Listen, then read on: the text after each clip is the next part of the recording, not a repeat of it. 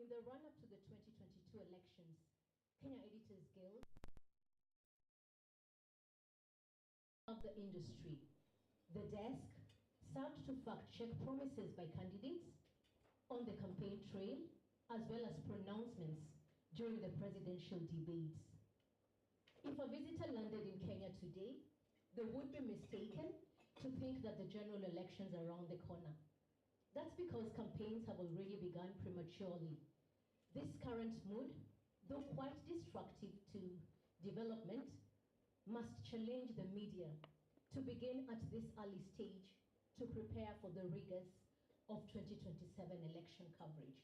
The media must put in place mechanisms to fact check, and this they can do through various partnerships.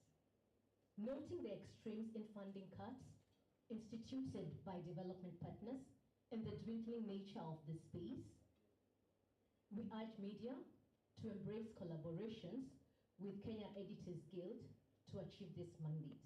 We also call upon One Ephra, Susan and Jane, and other development partners to continue to partner with KEG in media trainings in artificial intelligence, especially generative AI.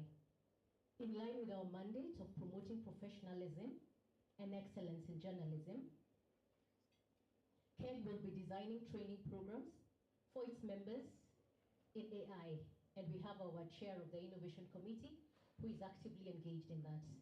Finally, we welcome collaboration with One Ephra and other partners in the room for our annual Editors Convention to be held on November 26th to 30th, 2025 at the Coast. I want to wish you great deliberations in this session and let it be a learning process for us. Thank you and welcome. Thank you very much, Rosalia. Let's appreciate Rosalia again. And clearly we have heard what she has said, that as newsrooms we need to keep on expanding our fact-check desk, and those who haven't probably established, it is time to do so. In the interest of time, we will try to rush the program, and at this particular time, I would like to welcome Mrs. Susan Makore, who is the Deputy Executive Director, Program Strategy, One Ephra. Karibu sana. Let's appreciate Susan as she comes to give her address. Karibu sana.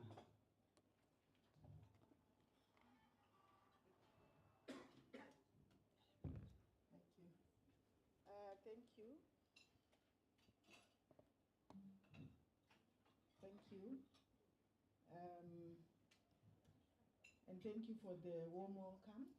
We also look forward to the collaboration that we have actively activated. It is not a new relationship. As One Ephra Win, when we started here, and I would say especially over the past 8 or so years, we have been in one way or the other collaborating with the Kenya Editors Guild. I don't think we've ever come to have a mission in Kenya and we have not visited the KEG offices.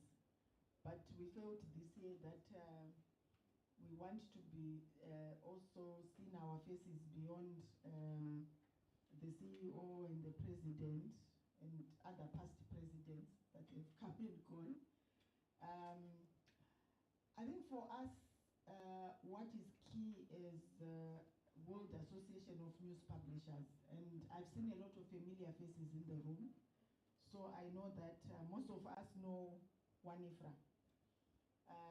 We are an association of associations, an association of media associations. We have over 18,000 members.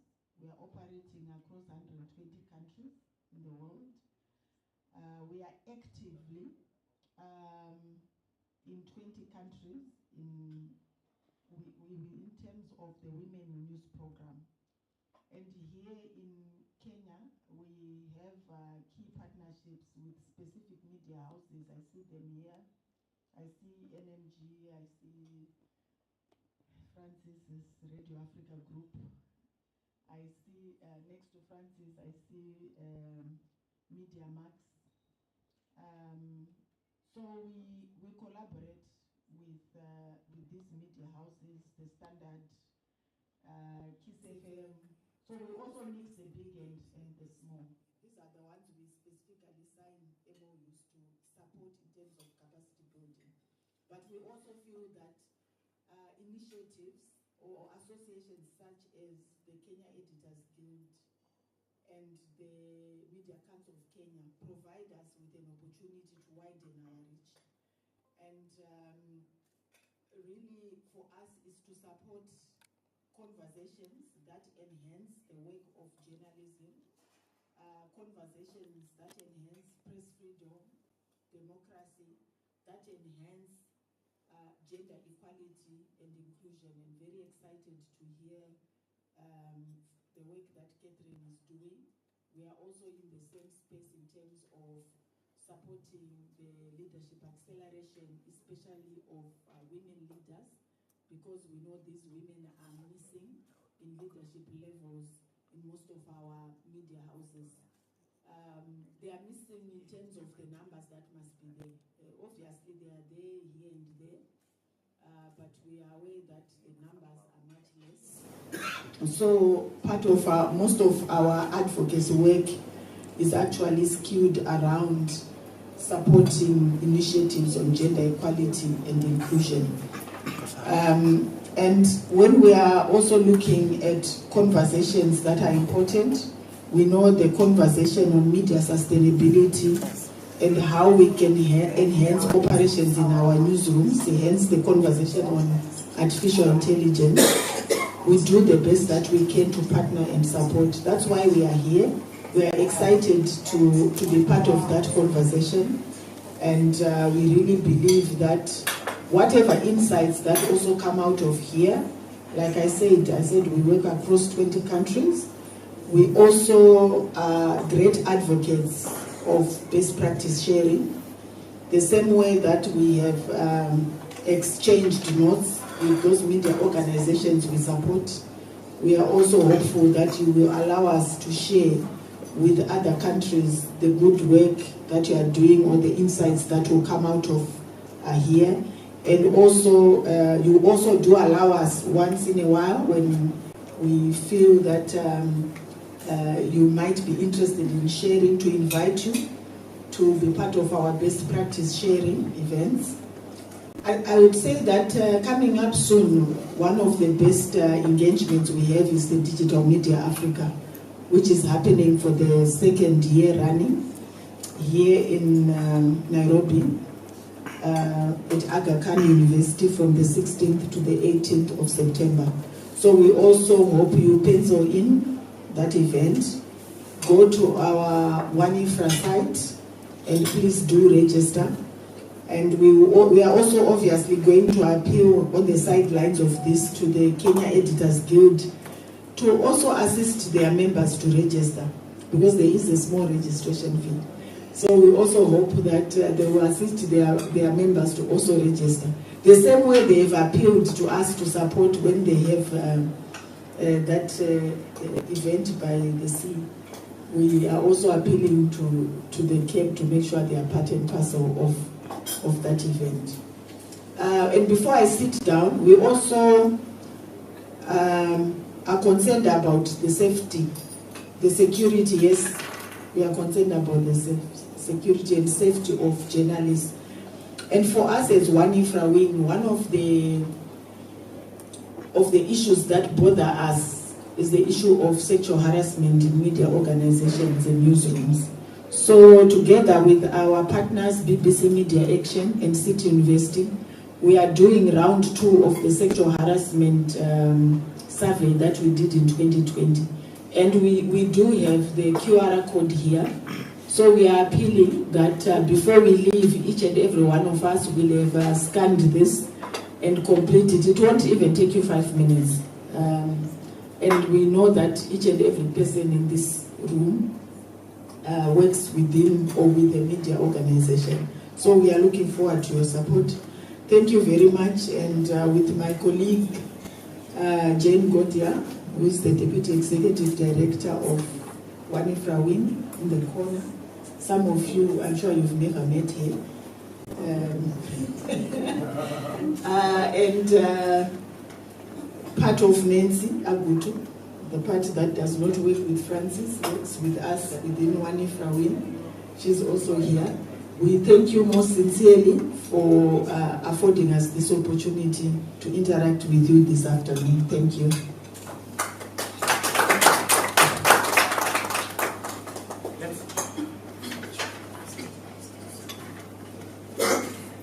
Let's appreciate Susan again. Susan, Godia, and all Wayne family, we truly appreciate the good work you're doing, building the capacity of media houses, including developing various policies, the capacity to train journalists, and also we appreciate that you even found time to visit Kenya Editors Guild offices. We don't take it for granted. And we are happy that you have also taken up this issue of fact-checking, because it is one of the biggest challenges we are facing as an industry today. As those who managed to see the video I played here, media houses today, they are being affected, not just them receiving fake information, not just them receiving maybe deep fake videos, but also we are seeing a lot of products that are AI generated purporting to come from us in the media going out, and what that does is, first of all, to erode credibility. So where do we stand as a media house when we are seeing so many people churning information, churning podcasts, churning videos that purport to come from, let's say, Radio Africa, NMG, Standard, or Citizen, or whichever media house you mention or you name it.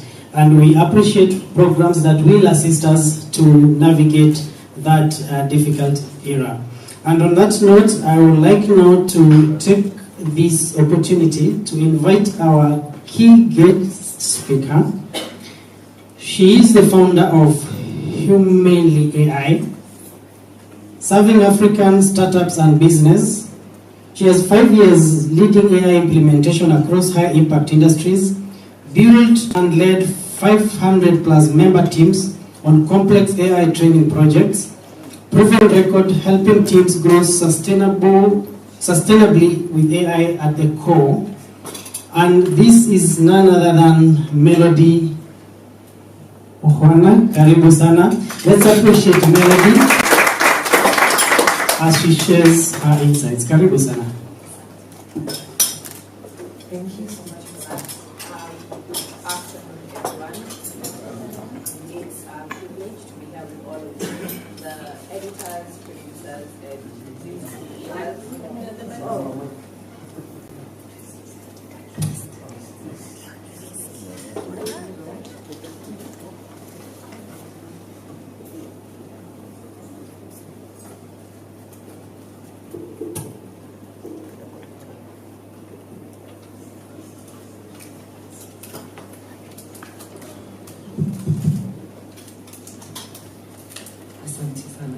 Good afternoon, everyone, once more.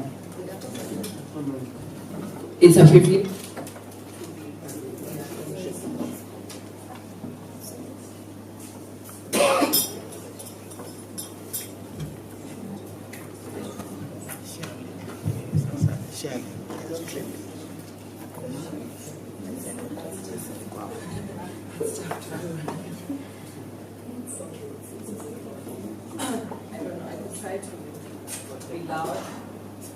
Can everyone hear me? No.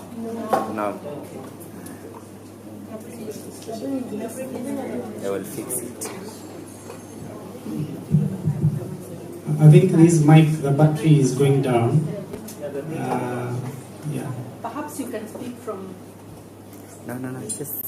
But it? Okay. I was about to brag that when I hold it, it works. But it has shown me dust.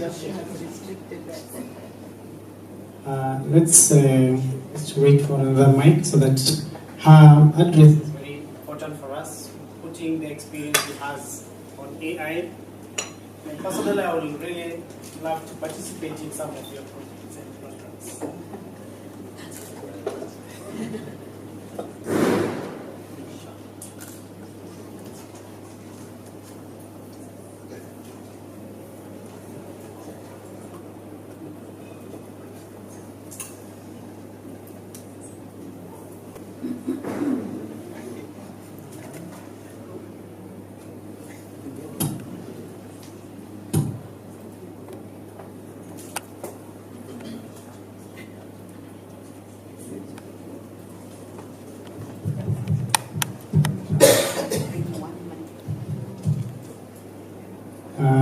think it has decided to wake up, but I know it is waking up just for some minutes.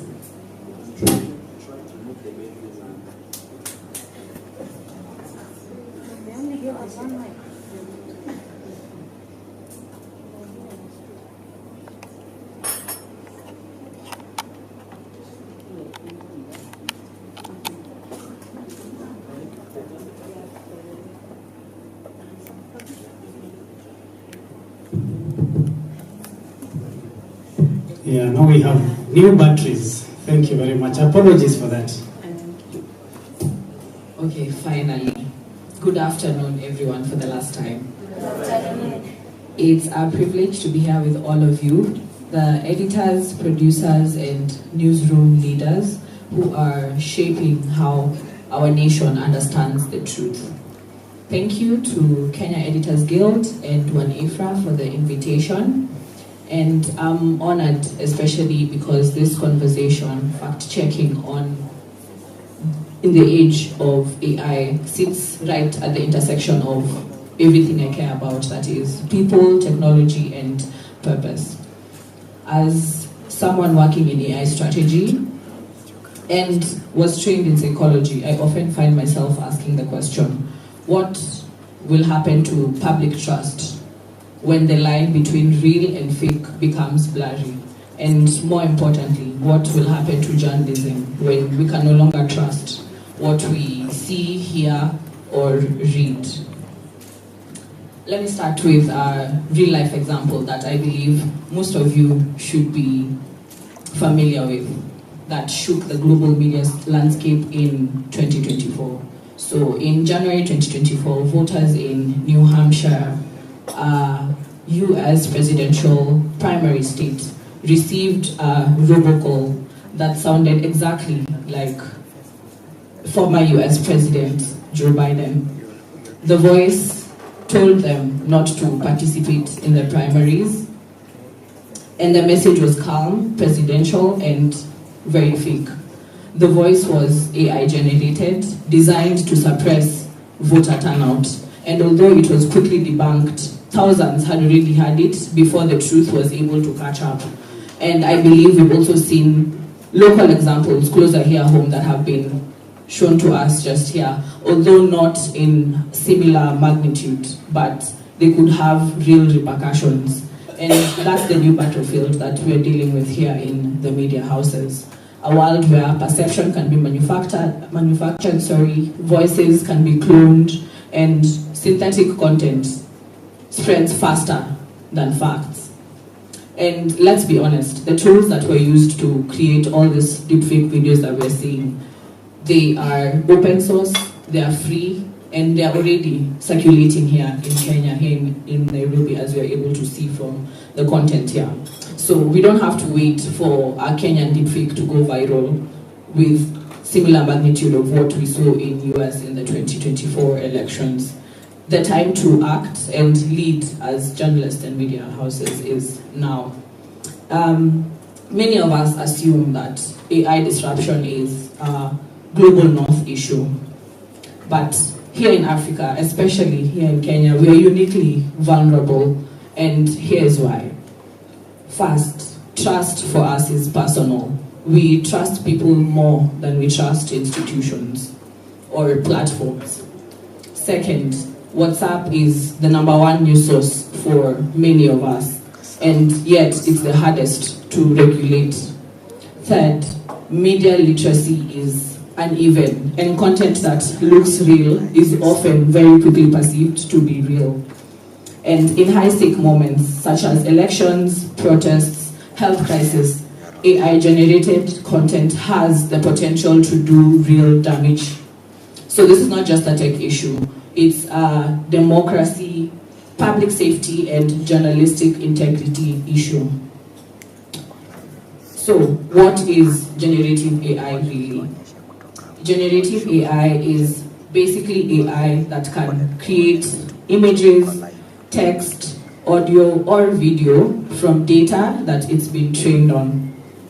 Think of it as a brilliant but mischievous intern who can write an article, it can generate a video or an audio in seconds, but it has no moral compass. It doesn't know the truth, it has no context, and it only produces what is plausible. And that's why AI can be incredibly helpful, but also dangerously misleading.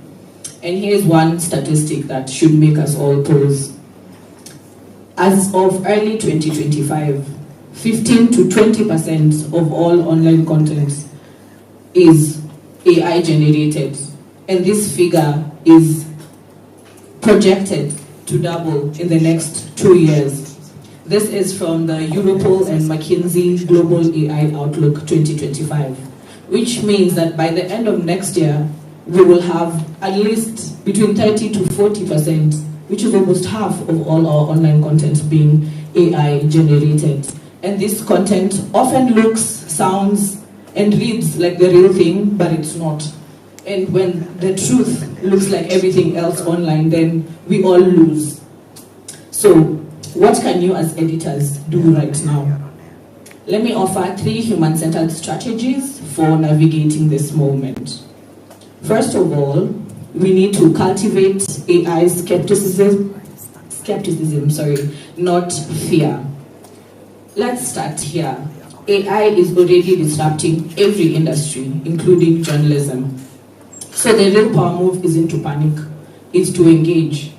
When you approach AI with skepticism instead of fear, then you give yourself and your newsroom the space to explore, to learn, and to lead. Because if these tools are going to be in the rooms, then we might as well know how to use them. And AI tools are not confined to ChatGPT, Gemini, Cloud. There's a whole of AI tools that could be useful to all of you here, which I will mention a few as I go on.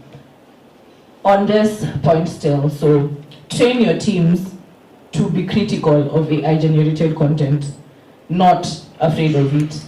The old mantra was verify, then publish.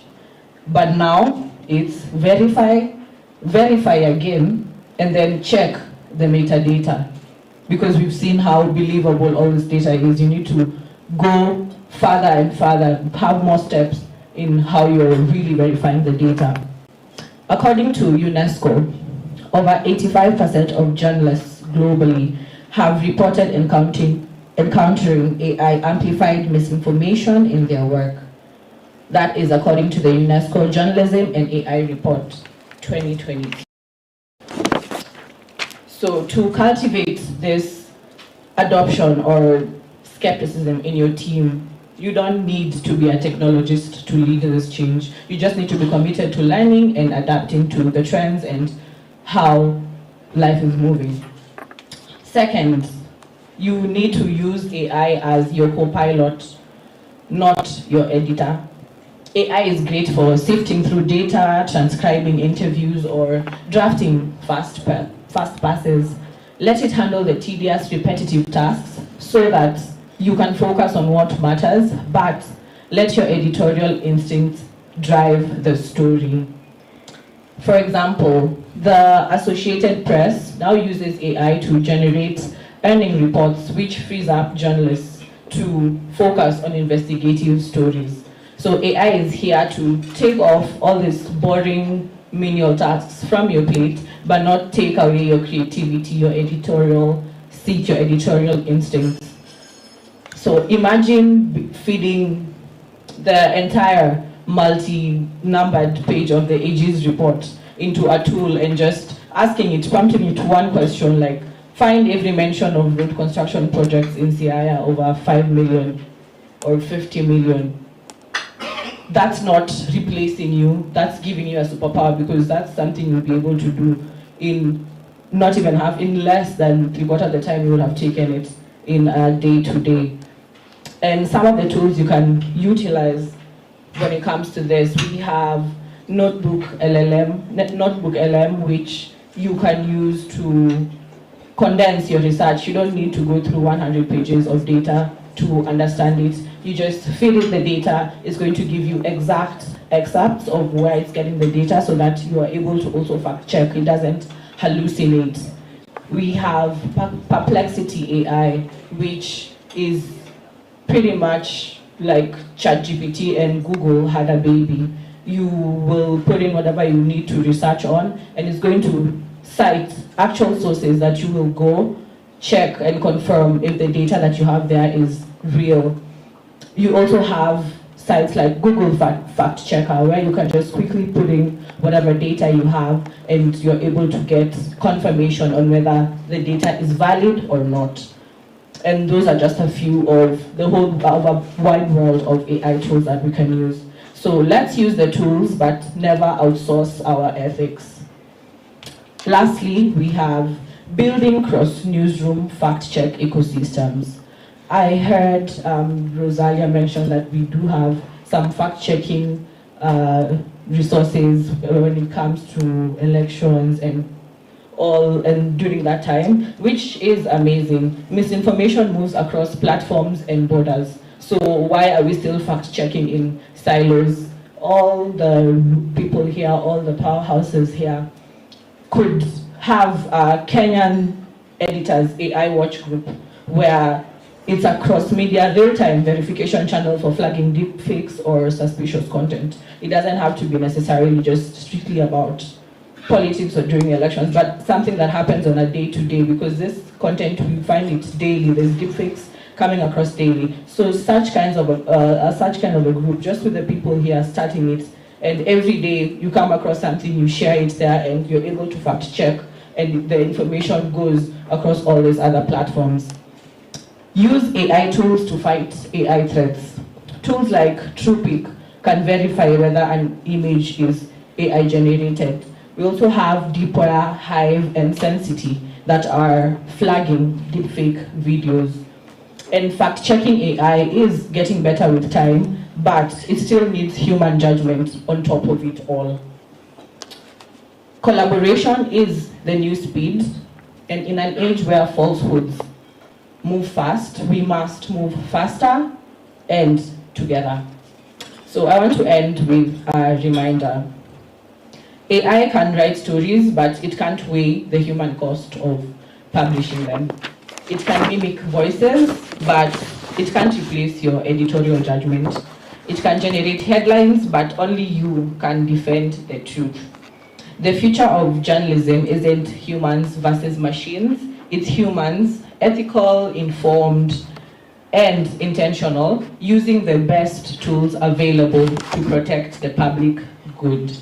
And that includes you. So you're not just gatekeepers of news, but you're the architects of trust. And as we say in Kiswahili, ukweli hauzeeki. The truth never goes out, and it never goes out of style. So in this era, that has never been more important. Thank you. Wow. Let's appreciate Melody again. We have heard about how AI is eroding media trust. We have heard how AI is eroding even democracies, and we are approaching elections again. The beauty of Kenya is that we do politics from one election to the next, and now we are heading to the next one. And this calls for a lot of fact-checking by media houses. We have heard that we should not fear. We should not fear AI as editors, as media managers, as journalists. But I think that is what I got. But she said something very important: the need to train our teams. If you're an editor or a manager, if you do not train your teams, then chances of them not getting it right are very high. And if they don't get it right, that means also you're also not getting it right, because you are the head of that unit. And I also like the point of AI is a co-pilot. Actually, that is a word I love a lot. For me, AI is a co-pilot, and always human in the loop. And on that note, I would like to welcome once again my former boss. I know she doesn't like that, but she will always remain my former boss. She's somebody who mentored me personally when I was just joining journalism. She is a founder Director, Africa Women Journalism Project, that is AWJP, and that is none other than Catherine Geshel. Let's appreciate Catherine. Hi. You know, when somebody tells you you're a former boss, you've got one foot in the grave. So please, I'm not a former boss. I mean, guys, buana, I'm only 16. Anyway, it's actually a privilege to be here. And one of the things that is really, like when Emily called me and told me that she wants me to come and talk to you guys, I was like, I've been trying to get people excited about something for the longest time. I'm happy that we're actually getting excited about something we should have figured out 10 years ago. I know when I was talking about data, ilikuwa kitu ya Catherine, sindio? Now everybody is talking data. When we were talking fact-checking, ilikuwa kitu ya Catherine. Now we're talking about fact-checking. Guys, the thing is, I'm really excited we're talking about AI today. Because all those things, I've been saying my things, it was a Catherine, are coming together. And I'm not saying I told you so, but I think this is the right time for us to kind of get a kick in the butt. Sorry, my French, you know. Yeah. It's time for us to wake up and realize that we're running a little bit slow and we've been running a little bit behind, but we haven't lost this one, and this is an opportunity for us to catch up and try and get ahead of ourselves in some of these things. So I was asked to talk about, nice thing. Let me just say, you have the title. Sindio, uko na title. Inasema I'm supposed to talk about what? Reframing the narrative. Equipping journalists. You know all this, you know everything about it. Anyway, when I saw that title and she asked me, do I want to change it? I said, no, I'm not going to change it. That's what you had in the back of your head. That's what is going to be. So today I'm going to talk about that. I'm going to talk about it from past experience, current experience, and hopefully the experiences I hope all of you will get playing around with this nonsense technology, which is our co-pilot, as she said. Oh, by the way, thank you very much. I'm so glad. One of the things I want us to not freak out about is this AI madness. Everybody and his dog will come and tell you, if you don't know it, you're lost. We're not lost. But there's one true thing I know. If I don't figure it out for myself, I know somebody else who will do it, whether it's Patrick or my little one here called Gracie, or somebody else will figure it out for me and tell it to me, Kikuyu. So I'm one of those persons who never is ashamed to ask questions. So if you don't get it, we ask. And if we ask, by the way, my mother told me one thing. The question you ask, even if it's a stupid one, it's never tattooed here. You know the stupid question is the one you haven't asked. So when it comes to AI, I am like the next person. I don't know nothing and I want to find out. So that's one of the things, just one of the takeaways I want. When she sent me that, I was like, okay, so she wants to talk about framing. But before I go into that, I just wanted to just put in perspective. A lot of this AI has not been taught on our data. See Kikuyu. It's got nothing to do with us as Africans, us as people from the majority world. So a lot of the nonsense that it spews out when you put in a stupid, hey, shit, excuse my French. When you put in a prompt, it might give you nonsense, but it's because a lot of it is being taught on information that is not relevant to us. That is why a lot of the translation apps that you have don't even speak. I mean, like, I know you're talking about fact-checking, but a lot of the hate speech and a lot of the mis and this is in Sheng. But AI doesn't know Sheng, man. Naiju Kikuyu. We're talking Kikuyu, they don't know. So we need to be aware of that. The other thing we also need to be aware about is that there is a humongous, and I have to say this, and you guys, if you haven't figured it out as yet, you will find out. There's a humongous gap when it comes to gender. We don't exist, and I mean women don't exist. If you put in a prompt in an AI, even ChatGPT, and you ask it, give me the name of 10 African women climate scientists. Nakwambia itakupatia tu male names, and then they'll put doctor in front, Patrick. Yeah, but Patrick sounds male, so it will tell you, no, maybe Mwaniki, something. So it will give me Wanjiru. Patrick Wanjiru, not Patrick Wanjiru, it will give me Mwaniki Wanjiru or something nonsensical like that. It will not give me the women that exist who are doing stuff. So we need to understand the limitations of AI when it comes to gender. It also doesn't talk a lot about people who are in Korogosho or Turkana. It doesn't talk about people, it doesn't give us information about the lived experience or even the realities. It doesn't even pull out information that is related to people who we don't see and we don't, or we might see them, but they are not seen by these tools. So again, like she said, I'm not going to repeat what she said, whether it's not hallucinating or not, but it doesn't really give us the full picture. Co-piloting is the thing. It's the intern. It's the KYM I send to do nonsensical stuff so that I can do the great things I'm capable of. So that's the other thing when it comes to framing, understanding the background of our AI.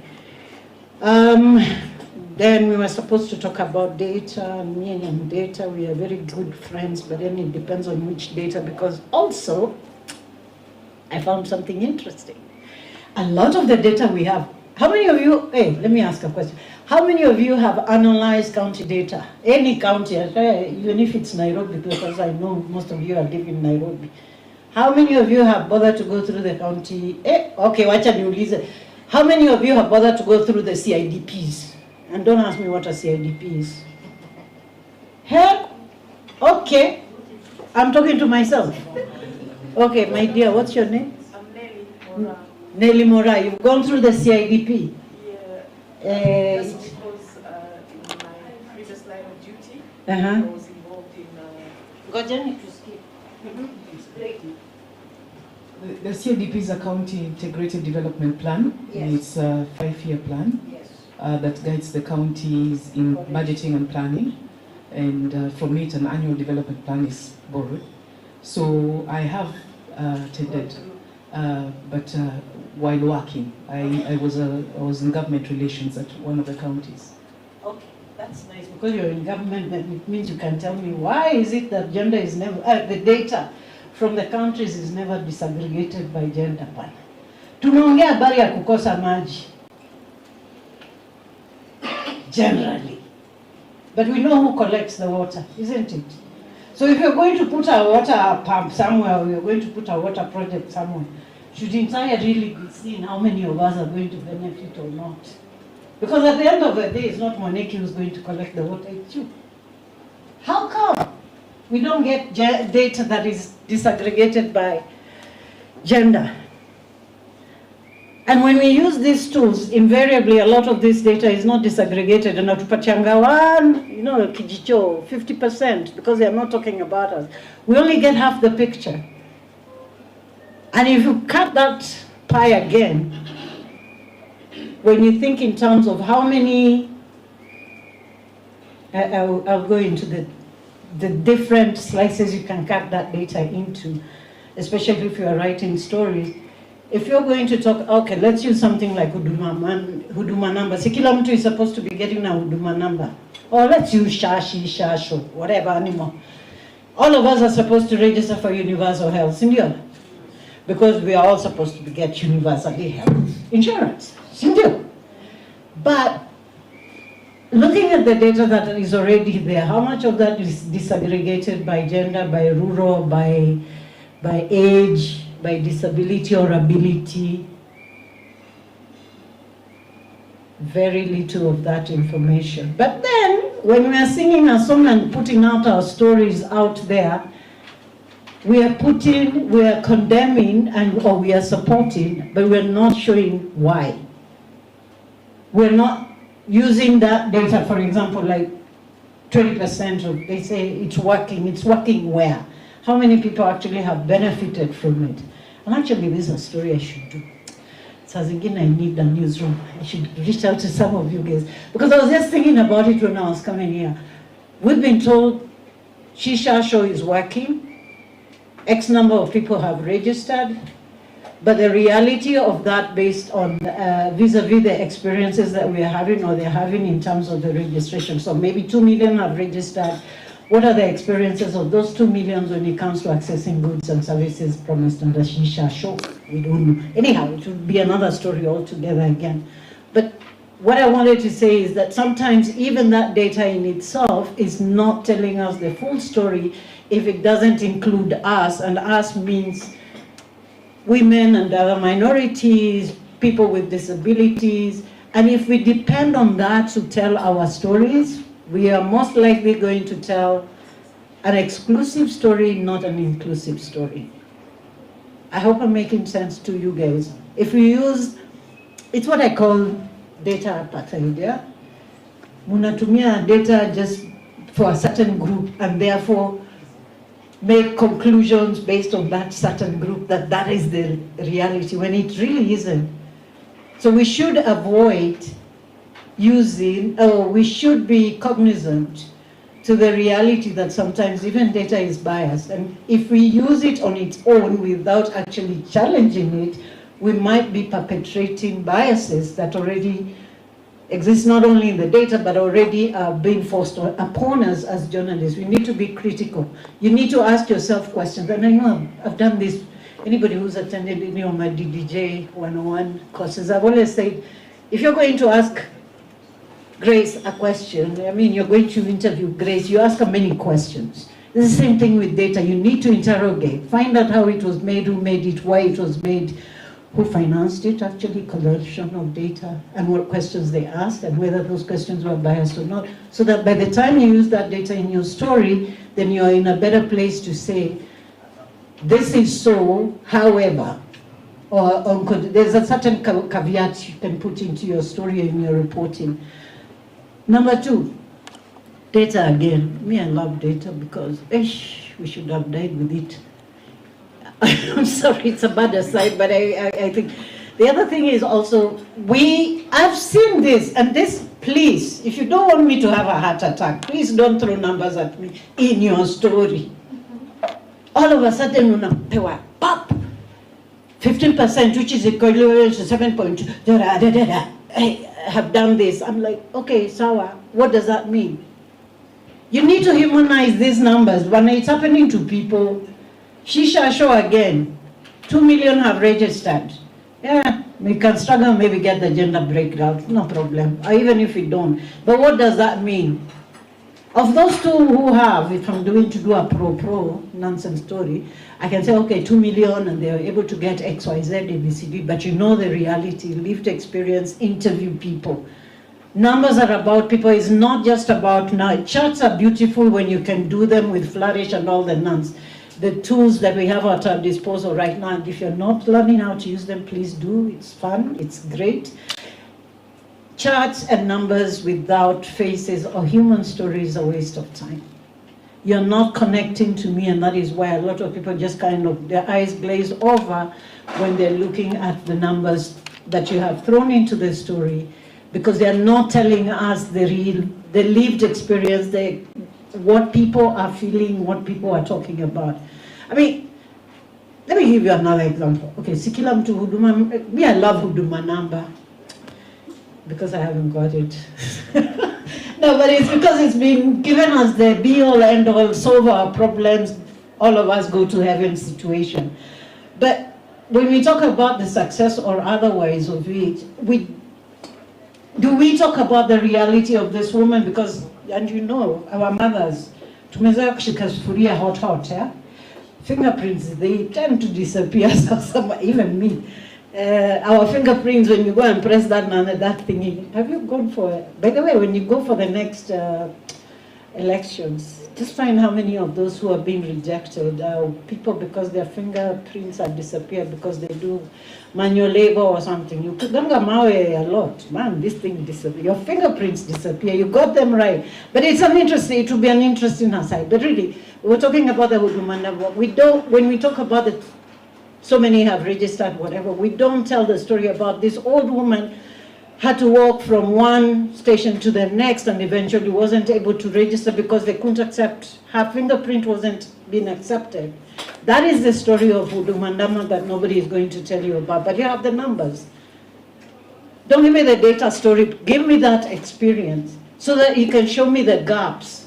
It can show me the opportunities if there are any. It can help me, how do I say, paint a picture in my head about what it is that people are going through. We talk about, I keep on giving examples and I hope somebody will follow through. We talk about, let's talk about, which of the two, Turkana or Isiolo? Okay, let's talk Isiolo. Isiolo is fun because it's been in the news recently. All this, lots and lots and lots of money, the corruption that went on through it. My own problem with all that storytelling was, this is information you could have gotten in before it went to Parliament, seriously, because a lot of this information is available. The county budgets are always out, and if you don't know where to find them, ask me. Actually, ask IBP, they'll tell you where the budgets are, and you can do this. And with AI now, I mean, I remember when we started out PesaCheck a few years ago, 2015, I think, when I started PESA. Was it 2015? Anyway, a lot of this kind of analyzing the budgets was taking a little bit of time, quite a bit of time. And we needed the help of data analysts and data scientists, like, Danga and people at the IBP. But right now on your desktop, at home, on your laptop, you can actually do a lot of this analysis on your own and be able to surface out some of these stories. You can put in, like my sister here said, put in maybe Auditor General's budget for whatever reports for the last 5 years, or maybe we do just from 2022, and figure out how much money has been allocated or we spent for gender-related services. I mean, I would love to know how much they put in on health. Shisha show, percentage of that, what percentage of that goes into maternal child health care? What percentage, if I'm Gracie, I'm sorry to use Gracie as an example, but for me she's the youngest here, because she's younger, I mean, don't worry. I mean, she's writing her gossip story and stuff, but I mean, I'd love to know, like, I could throw in information and just find out how much money is actually being allocated for sexual and reproductive health services for young girls, not for boys, young girls. And I mean services in the sense of information, in form of access, in terms of actually being given. And this one you're right in the morning after story pills, so I could use that as part of that. Anyhow, there are many ways of using these tools that we have right now to be able to focus and center gender, to be able to focus and center voices that have otherwise been ignored. There are many ways in which we have to get off, let me not use that word again. We have to kind of wake up to the reality that if we don't do it, somebody else is going to do it. And that's why you get all the nonsense, misinformation and this. And the fakes are getting better. If AI, ChatGPT can give me a story in by the way, 2 words, I can get it in less than two seconds.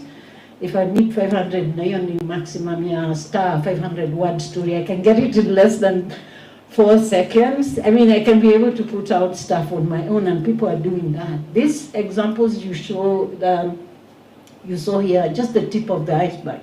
We haven't got as sophisticated as some other markets, but that doesn't mean it's not going to happen. It's for us to figure out how do we not, we're not going, I keep on saying I'm not going to run as fast as the lie or the untruth. I may not be able. But what I can do where I'm seated, what we are doing as editors, as journalists, is to actually be able to be more discerning and to spread that disease of discernment. I call it infecting others with the disease of skepticism. Skepticism. English. You need to ask yourself why and get other people to understand why. And then the other thing is also for us to be able to be transparent. We need to be more transparent. I don't know how many newsrooms have, what do you call this thing? ethical use of AI or AI policies. By show of hand, how many newsrooms have AI policies in their newsrooms? Any? That is the star. Oh, that is the star also. No other newsroom has, okay, that, Wanifra, we need to do something. I think that is an opportunity. This is an opportunity for people to start asking themselves how and what and which are we going to be, how are we going to use these tools? How are we going to let our audiences know that the infographic we've done, I don't have to say that you have to do every single thing, but if you've done a news, you need to be more open about what it is and how it is you're using AI, whether you're using it to do your news briefs, like I know in Daily Maverick, for example, they do their briefs, which they sent out. I don't know whether 411 is doing that here, but I don't know. Nobody has said. But they actually put it out there that that is what they're using it for. And I think it's important for us to be open to that reality. But when it comes to framing the missing voices in our stories, I think we also need to be doing I have a few ideas. One of the things is we understand these tools do exist to help our work, to be our co-pilots, but we also need to be very deliberate, very focused, very, how do I call it? We need to get out of the zone we are in to be able to address some of these imbalances. And that means you as an editor not accepting, because a lot of this nonsense is being used again to train these tools. A lot of your data is being collected anyway. Being conscious and being able to actually make sure that your content is balanced, that you don't ignore women voices, that you don't ignore the voices of those in the margins. And that one of the things obviously is doing the usual thing, which is the 50% rule, which is if I'm going to talk to 5 people, it has to be 2 and 3 women, 2 men. And if my editor tells me, oh, by the way, I used to have an editor who was that bad. If I only talk to men, and a lot of times it was just idiots, men, they want to talk, they're the ones who talk. But I had to go out of my way to get, and Dorothy is here, because Dorothy is one of the hard task mistresses I had to work under. Yeah, you had to get at least 2 women in your story if you didn't get 5, all 5. Of course you can't get 5, but you had to get at least 2, not 1. So holding journalists and ourselves to that point. Then the other thing is also experimenting. I saw something very interesting done by a not really a news outlet, they're basically a data journalism outlet in Nigeria. And one of the things they did is to build, they have been collecting all this verified data and created databases. But now what they've done is they've developed and they've trained their AI, whatever you want to call it. I don't want to call it a product. They've come up with a product that they've trained on that data. So you can actually do a verified story, verified in the sense that it's on sound data that's been not only scrubbed but verified, because it's either gender disaggregated, and where it isn't, they're very clear about it, and it can give you a story. So if you're busy and you need to do a shisha show insert for a story that is going at 6 o'clock news or whatever time it is, and your editor is on your neck like there's no tomorrow, there's no other day you need, they want it now, you can do a quick wrap, a quick piece like that. And that is Data Fight. And I know they were here for the media festival. I think it's called Nabia or something like that, if I can remember. I can't remember correctly. Anyway, there are quite a number of people experimenting in the continent. And for me, I'm like, every time I see something happening, will it work here? Why are we not doing it? That is the one thing I want to say. We need to be curious and be adventurous. And a lot of this thing doesn't take a lot of money, guys. It's coming out of working with somebody like, I don't know. Yeah, I'm curious, I ask anyone. I have somebody in the office right now, and I told her, okay, I'm interested. How do we get the data that we've been collecting to put it on a data portal and people can do their own visits and so on? And she's like, oh, I've just done a program, but then the nonsense it's doing, it's hallucinating. I say hallucination sounds like a bad dream or something. I mean, I'm not saying I know, but I'm saying we experiment using what we already have in the house.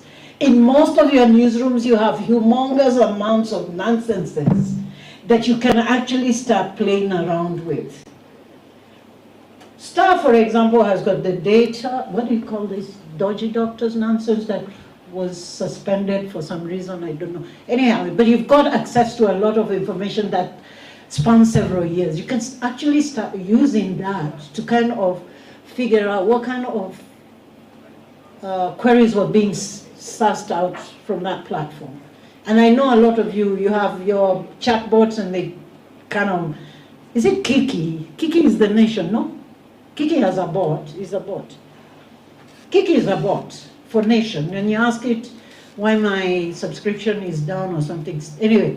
But you can actually come up with a lot of stuff that you can develop for your own newsroom, so that it not only becomes a source of creating fresh data to give you like what people are interested in, but also kind of give you an insight as to what is going on in certain spaces. But of course, there's one thing I keep on saying, remember, if you don't have me, you don't have nobody. If you're not talking to 50% of us, and so in some counties we are 51%, you're not talking to us. These technologies, these platforms are reinforcing those differences, those biases, and understanding that that is what is happening, and being able to ask the questions if we have to ask the questions, not if you, asking those questions in a way that will get people to, no, will get us to understand how those biases are being played out in this, through these technologies, then it will be better for us. So I will not talk too long, because I know you may have questions and you want to go and do something else, which I am not. Oh, AI literacy is not an option. Just like data journalism is not an option. Just like media information literacy is not an option. Anyone, and I have been sharing this and none of you has bothered, there are very many interesting free courses just to, even a prompt, how to learn, by the way, not the ones they tell you will do it in 28 days. I'm talking about journalism-focused, free online courses or self-driven courses on how to prompt AI.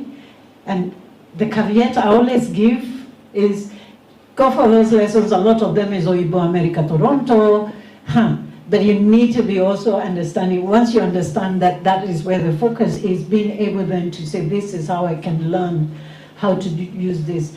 It is for everyone, as an editor, as a journalist, as it doesn't matter who you are in the newsroom. In today's world, the guy who understands this is, the journalist who understands this, the journalist will not be fired, seriously. And if I'm running a news outlet, the standards, the nations of this world, if I can show my AI worthiness and my AI expertise, I'm more likely to survive in that newsroom than be shown the door.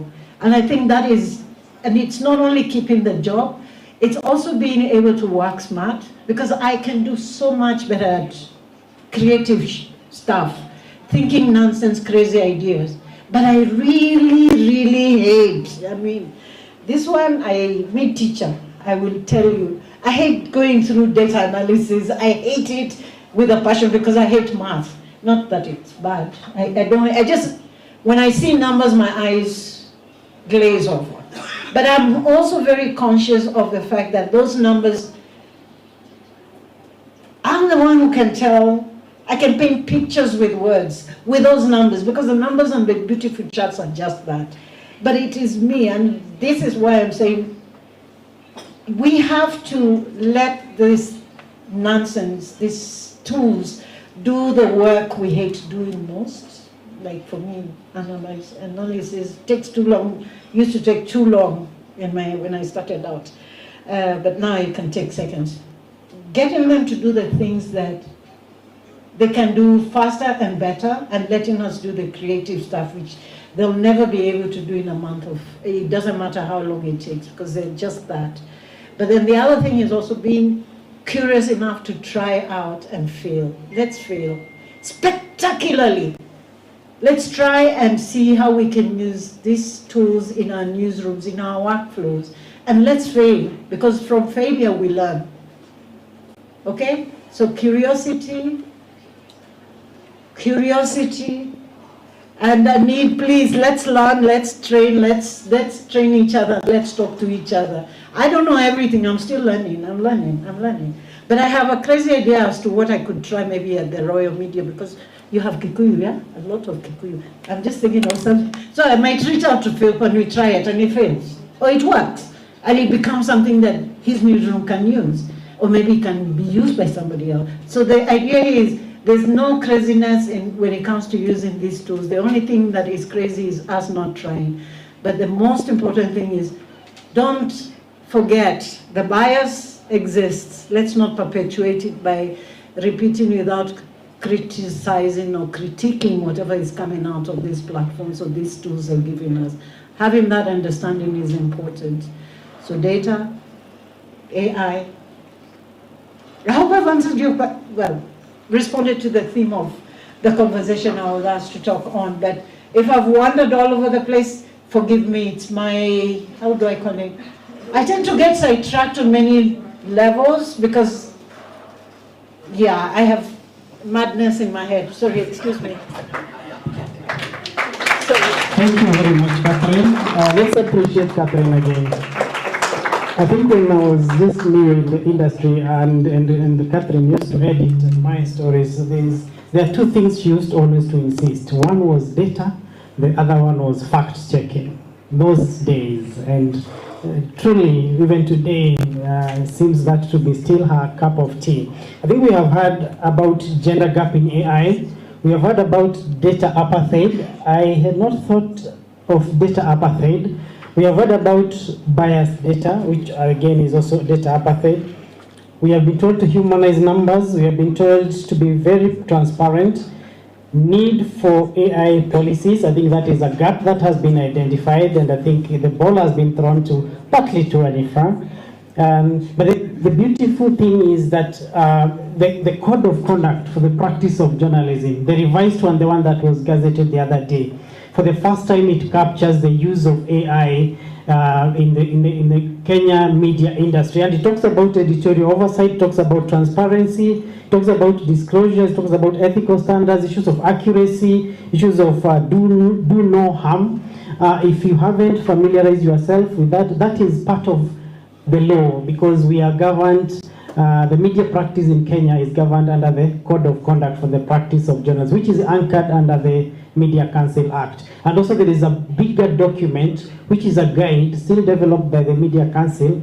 I think it is called a guide to the use of generative AI in media houses, which also can make a very good source for media houses that want to develop their internal policies.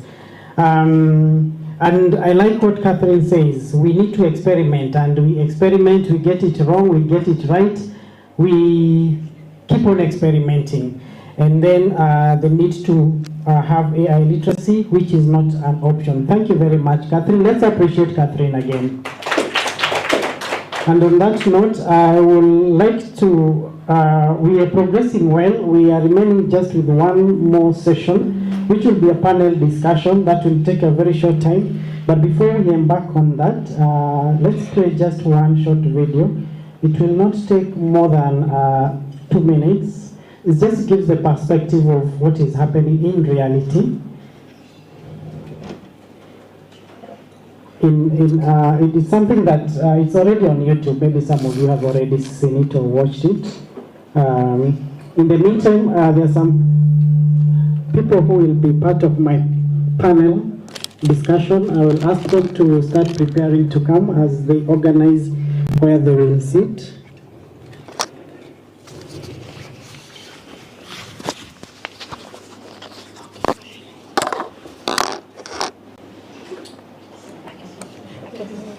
If it doesn't have audio, maybe we can skip. Three or four. Oh, you're the three. No way. The panel will be comprised of Ellen Wanjero, who is the head of TV editorial content at MediaMax. It will also have Mr. Ken Friki Berenge, who is the digital editor, Nation Media Group, and Philip Mwaneki, who is the digital editor.